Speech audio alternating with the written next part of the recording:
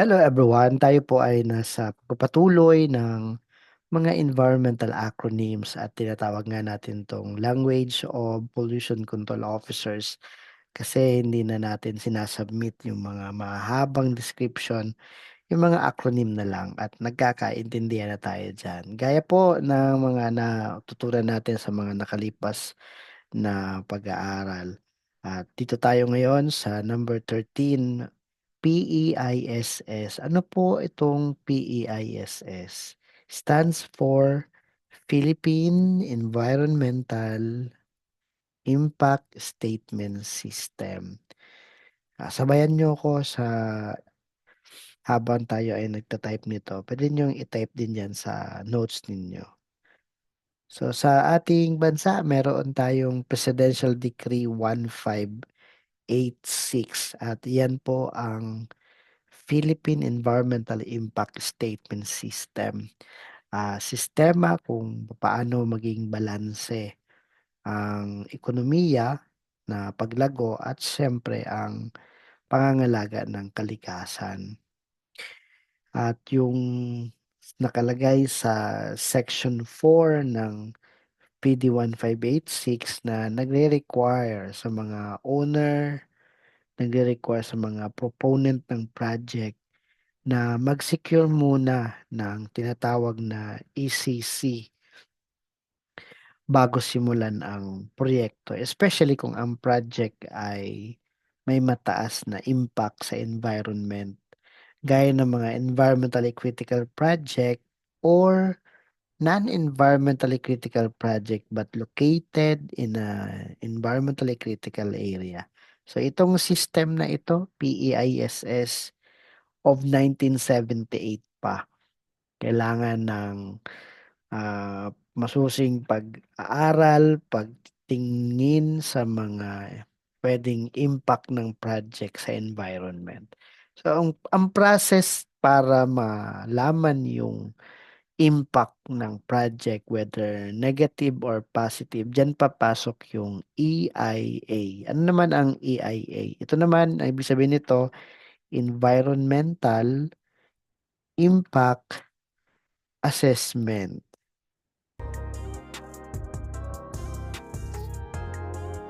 So dito sa Environmental Impact Assessment or EIA, tinitingnan mo yung mga puwedeng negative and positive impact. Halimbawa sa isang mining, o sigurado mayroong deforestation diyan na mangyayari, pagpuputol ng mga puno. Sigurado may mga tubig na mako-contaminate.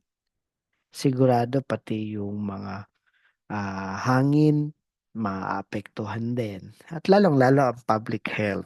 Kaya dito napakahalaga sa EIA na malaman yung mga negative impact, kailangan mo siyang makontrol. Kung positive naman yung impact, kailangan mo pa siyang i-enhance. So, yan ang ibig sabihin ng EIA. At kapagka nalaman mo yung negative impact, maglalagay ka ngayon ng mga options, intervention, mitigating measures para ma-reduce yung impact, puwedeng ma-eliminate mo yung impact. Ilalagay mo ngayon 'yan sa isang report, isang dokumento at sinasubmit mo 'yan sa authorities gaya ng DENR through Environmental Management Bureau. So ano itong dokumento na naglalaman nung impact assessment mo? Ito yung EIS. Ibig sabihin Environmental Impact Statement at siya na yung dokumento. Ang iba tawag na dito ay report, a type of report. So, pero ito yung document. If the impact assessment is the process of identifying likely impact. Dito naman sa environmental impact statement, ito na yung document or the report itself. At yan na yung pinapasa mo sa Environmental Management Bureau whether sa regional office or central office, for the purpose of applying or application of environmental compliance certificate. So may mga document na kompleto ang detalye gaya ng EIS, lalong-lalo yung mga EIS-based na project. So meron naman mga IEE-based. Ito na yung IEE-CR. Ito ang ibig sabihin nito, Initial Environmental Examination Checklist Report. So, halimbawa sa isang project na mining of comprehensive yung report niyan, kaya EIS based. Yun namang, halimbawa, isang maliit na hospital, o pwede na yung initial environmental examination checklist report. So, may mga checklist of requirements. Sometimes i-check mo na lang yung mga information doon. Hindi na masyadong comprehensive. At saka yung attachment mo sa application for ECC, yun na ang suffice doon sa report mo. So, downloadable naman yung initial environmental examination checklist report when you apply ECC online.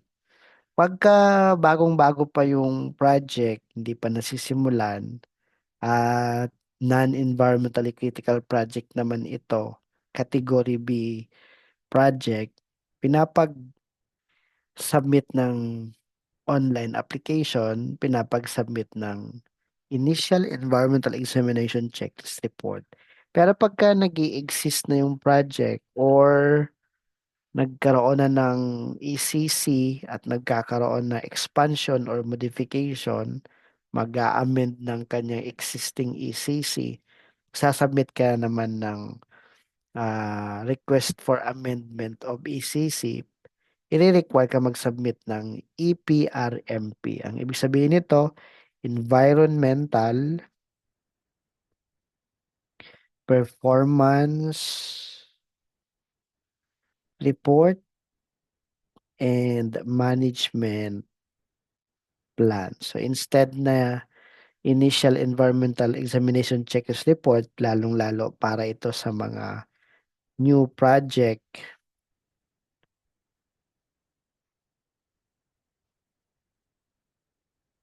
Yung namang EPRMP ay para sa mga old or existing na project. Category B din. Yan. So that's EPRMP. So itong initial environmental examination checklist report at environmental performance report and management plan ay piniprepare ito as attachment sa ECC application or amendment.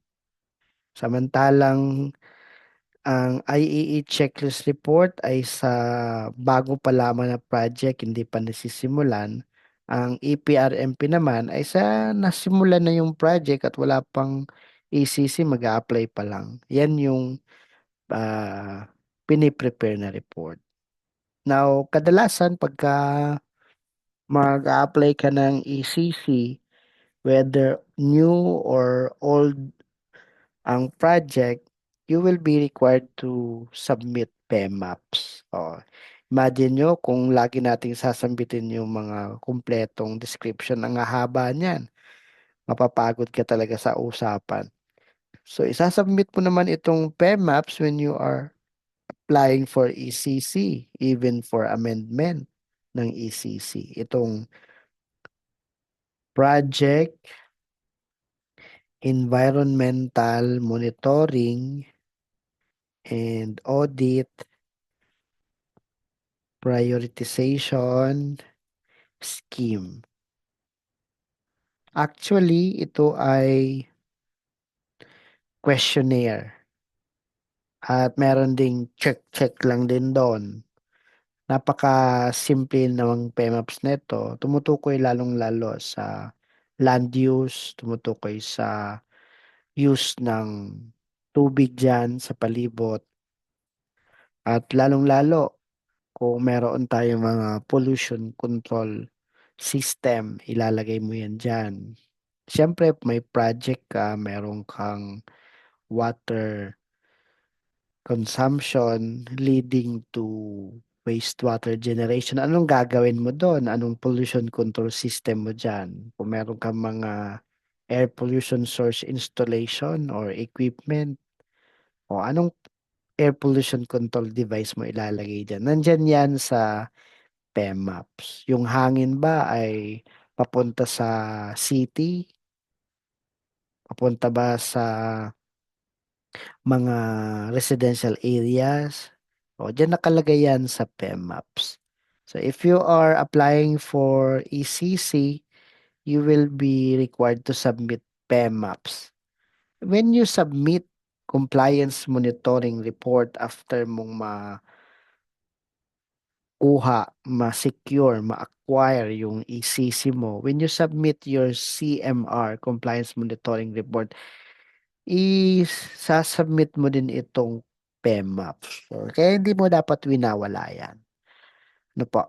Now, ang pag-a-apply ng ECC, Environmental Compliance Certificate sa DNR EMB Regional Office, ay may mga pangako kang binibitawan dyan na ito ang gagawin ko para hindi magkaroon ng malaking impact sa environment at sa public health.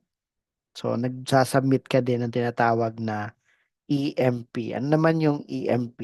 This stands for Environmental Management Plan. O, yan yung mga pangako mo. Like, magplano ko na magtayo ng sewage treatment plant para sa aking mga wastewater generation. Plano ko maglagay ako ng mga wet scrubber, baghouse filter para sa aking mga emissions to reduce emission of air pollutants. Maglalagay ako. Nakasulat yan sa Environmental Management Plan. Maglalagay ako ng mga hazardous waste storage room para sa aking mga hazardous waste temporary storage prior to collection. Yan yung mga management plan na isinasubmit mo rin ito when you apply for ECC. Actually, sa mga nag apply online ng ECC, downloadable na yung EMP, Environmental Management Plan. Mag-check ka na lang din doon sa downloadable file na yon, fillable form. At y- kapag nagsabi ka, "Oh, ito yung plano ko, EMP yon. Ito yung pangako ko, EMP yon." Now, pagkatapos mong makuha yung ECC, i-implement mo yon syempre dahil yun ang mga ipinangako mo when you apply for ECC. Nakasulat din sa EMOP or EMOP, ang ibig sabihin Environmental Monitoring Plan. O ito naman yung mga plano mo ng pagmumonitor, pagtingin, kung nai-implement mo yung mga project mo, mga commitment mo. Like, ba't ka ba nagtayo ng sewage treatment plant? Siyempre, to make sure na hindi ka magkaroon ng exceedance sa DNR standard. Ba't ka ba maglalagay ng baghouse filter, wet scrubber? Kasi ayaw mong magkaroon ng exceedances sa DNR standard for water and air respectively. So dyan sa environmental monitoring plan, dyan ngayon naka-indicate yung frequency ng monitoring mo ng water, ng emissions, through accredited environmental laboratory or service provider. Kung sinasabi mo na meron kang mga wastewater discharges from your buildings, from your facilities, tapos pupunta sa ating mga wastewater treatment system, o ilang beses ka magmo-monitor ng iyong discharge, ilang beses ka kukuha ng sample, ilang beses sa isang quarter, sa isang taon, nakasulat dyan sa Environmental Monitoring Plan. So, pag narinig nyo yung EMP ay Environmental Management Plan, ang EMOP naman, Environmental Monitoring Plan. Pag pinagsama mo yan, dalawang yan, yan na yung ating Impact Mitigation Plan. So, kaya maririnig mo minsan, wag mag-apply ka ng ECC through online, you will be required to submit environmental impact mitigation plan. Yet that is the environmental management plan and environmental monitoring plan. So sino yung mga nag-a-apply ng environmental compliance certificate? Siyempre, those proponent of project considered critical project. Itong ECP, ibig sabihin, environmentally critical project. Maybe based on size, pero hindi naman lagi based on size. Ang liit-liit mo nga, pero puro naman chemicals ang hinahandle mo. So, meron tayong size saka yung impact. Baka talagang sobrang laki ng impact. Makikita mo na syempre pagka masyadong malaki yung occupied na lupa, pagka large size, talagang critical yung project. Lalong-lalo kung sasamahan pa ng sobrang laki, significant yung impact. So, environmentally critical project. And some are environmentally critical area o yung minsan tourist destination. Diyan ka pa talaga magtatayo ng planta. Yung ating mga lugar kung saan with scientific and archaeological interest. O, hindi naman pwedeng pababayaan natin yung history natin. Yung mga lugar kung saan may mga tribo, may mga indigenous people, those are environmentally sensitive areas. Tinatawag natin na ECA, Environmentally Critical Area.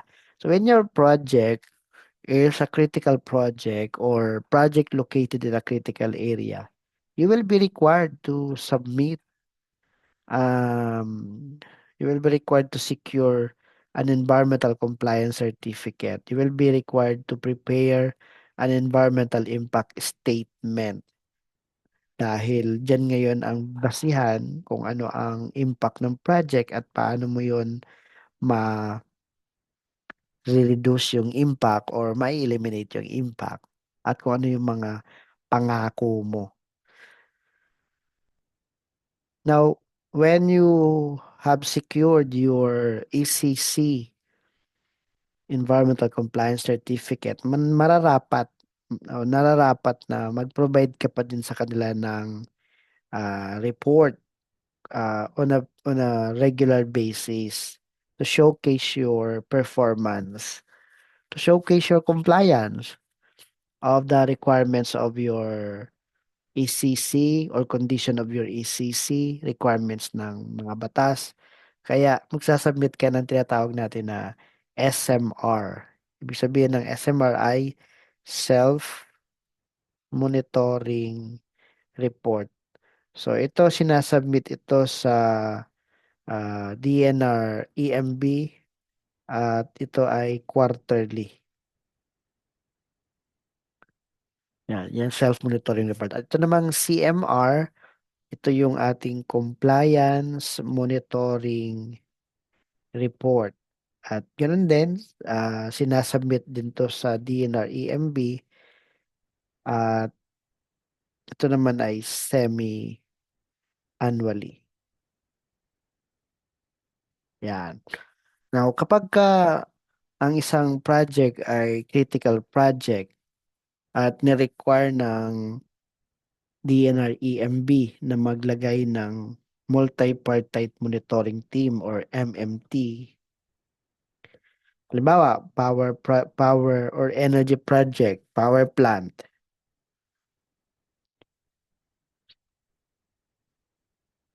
Ang DNR-EMB maglalagay ng condition sa ACC na dapat yung project proponent ay mag-establish ng MMT, Multi-Partite Monitoring Team. So parang check and balance ito. Yung PCO, Pollution Control Officer ng company sa side ng proponent. Yung DNR-EMB, siya yung regulator. Hindi naman laging mapupuntahan ng EMB. Kaya kadalasan ilalagay na lang sa condition ng ECC na mag-establish ng Multi-Partite Monitoring Team or MMT. At itong MMT na to, siya yung mag-verify ng compliance ng company sa condition ng ECC na sinasubmit ng PCO yung proof of compliance o yung performance through SMR and CMR. Ang multi-partite monitoring team din ay magsasubmit din sa DNR-EMB ng tinatawag na CMBR or Compliance Monitoring Validation Report. So, yan. So, hindi hindi lang yung sa PCO kasi self-serving yon. How will you know o how will you say na compliant tayo sa requirements ng batas? Siyempre, hindi manggagaling ang sagot sa iyo.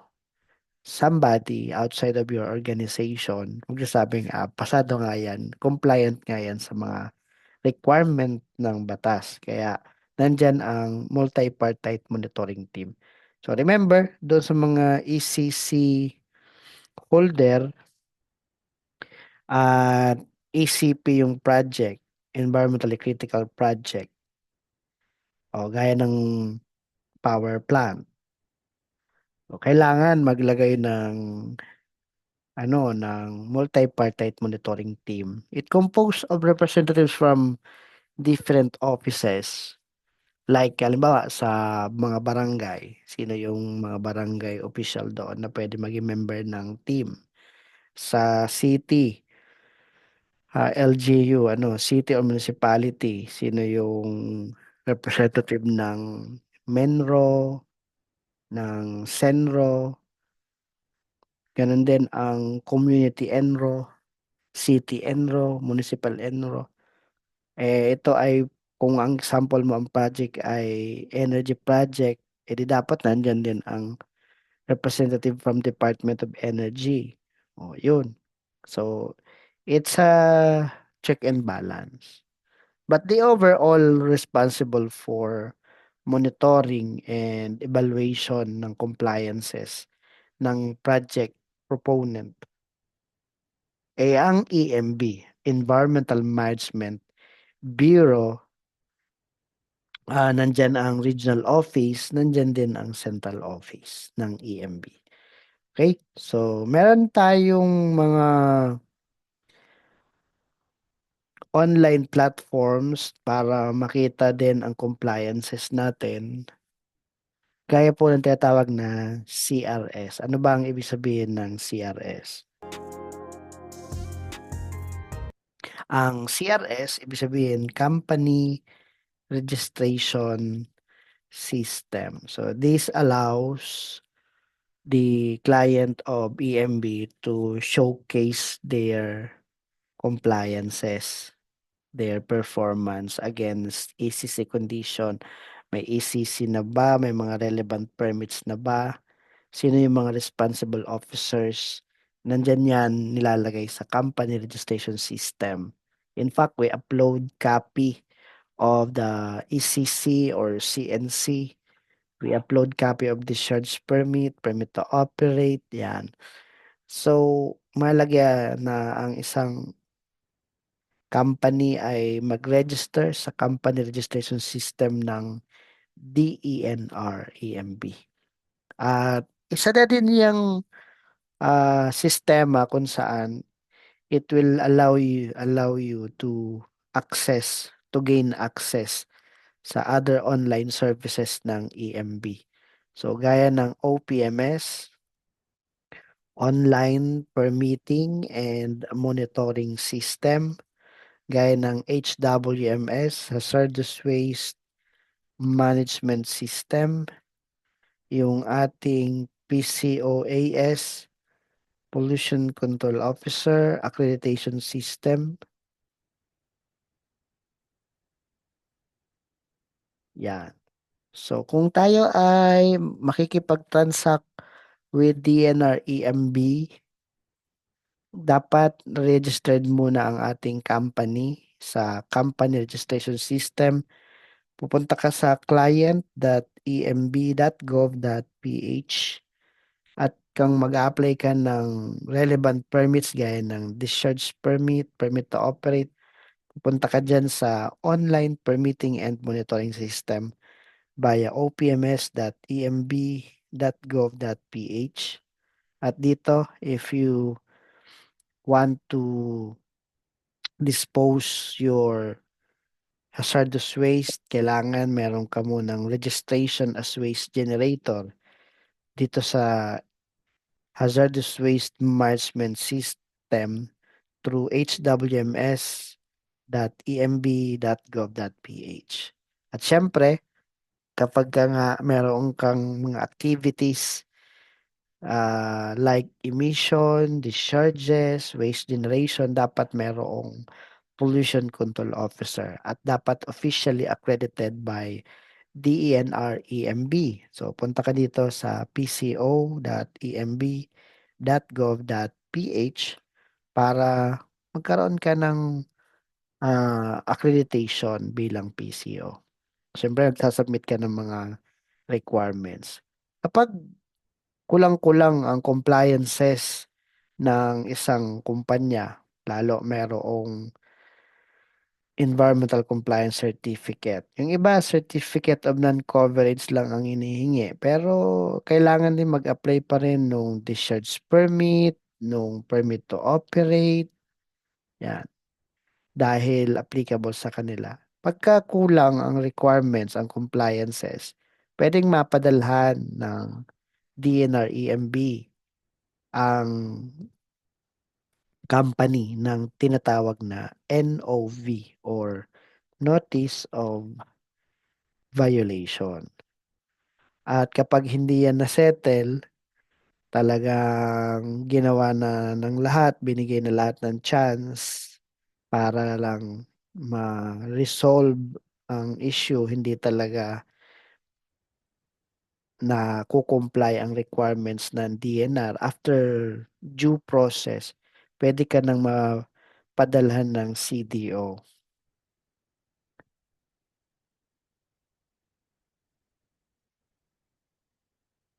Yan.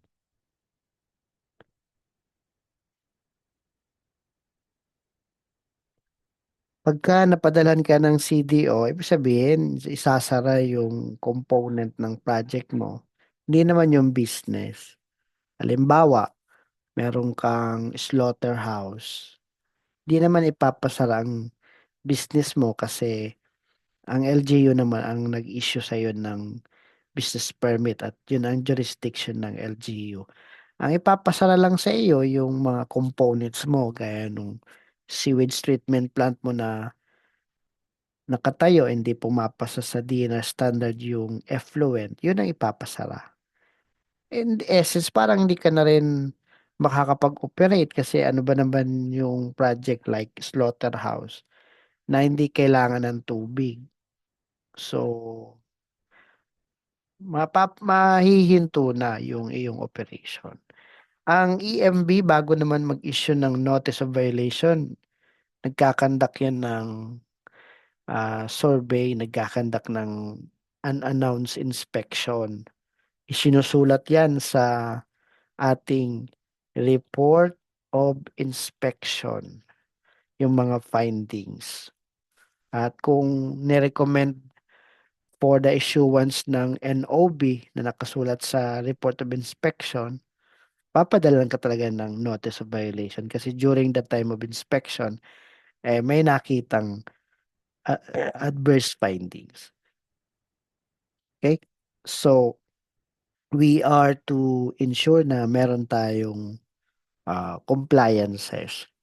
Meron tayong legal obligation, meron tayong moral obligation. So nilalagay nga natin 'yan sa Social Development Plan, ibig sabihin ng SDP, Social Development Plan, dahil gusto natin ma-improve yung quality ng buhay ng mga tao. So naglalagay tayo ng Social Development Plan sa ating mga sistema. So ano ang livelihood project ko sa community? Ano ang gagawin nating mga project, programs, activities para ma-improve din yung community, hindi lang tayo. WDP again stands for the Wastewater Discharge Permit. Yung ating permit to operate, APSI, ibig sabihin nito, yan, PTO, Air Pollution Source Installation. Yan ang ibig sabihin ng PTO, APSI. At yung ROLA, meron naman tayong Result of Laboratory Analysis. Ito ay signed ng chemist. At itong ROLA is either for air or water sampling and analysis. Dapat pumapasa ito sa standard set by DNR. Meron tayong standard for BOD. Ano naman ang BOD? Ibig sabihin nito, biochemical oxygen demand. Ano naman itong TSS? Total suspended solids. Ano naman ang COD? Chemical oxygen demand. At ano yung GES, General Effluent Standard. So, yan po yung iba pang mga acronyms at may mga susunod pa tayong pag-uusapan. If you think na interesting yung video na ito, sundan mo lang yung ating video sa susunod na part. At kung nakatulong ito sa iyo, just share this video or like this video. At mas maganda rin magtanong directly sa DNR EMB kasi sila yung regulatory agency. Sila yung mas nakakaalam nito. If you have question, just type it below. Okay? Thank you very much for time listening at magkita-kita ulit tayo sa sunod nating language of pollution control officers. Thank you very much and God bless us all.